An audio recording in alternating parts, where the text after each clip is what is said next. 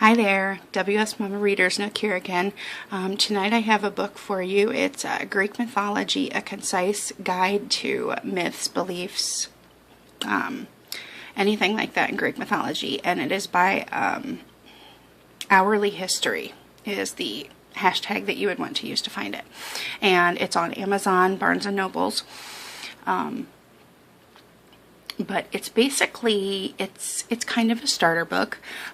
This is a great book to read if you have no history of knowing anything about Greek mythology. I minored in Greek and Roman mythology when I was in college, but I graduated in 2000, so that was like 16 years, almost 17 years ago actually. So of course I've forgotten a few things and lost a few things, but the main stories I remember, the main gods and goddesses, but it was a really nice refresher book for me as well. It does start out with an introduction, introduces you to Greek mythology, what it is, what it meant to them, things like that, and then it goes into the history of Greek mythology, and then it actually tells you about how the Greek myths, how they came into being, like where they came from. And it's very interesting. If you love good stories, Greek mythology is a great place to start because let's see, there is a really good one, and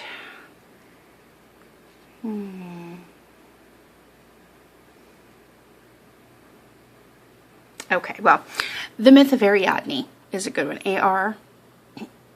Excuse me, Ariadne is her name, so check her out. And of course, I think everybody knows the story of Pandora's box. Well, that comes from a Greek myth too. Hercules, half man, half god. Of course, there's a lot of them that people don't realize actually came from Greek and Roman mythology.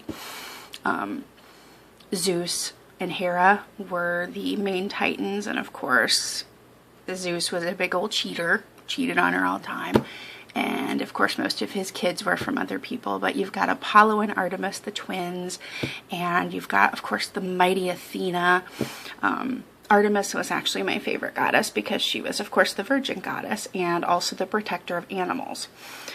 Even though she was a hunter, she still would harm anyone who harmed an animal.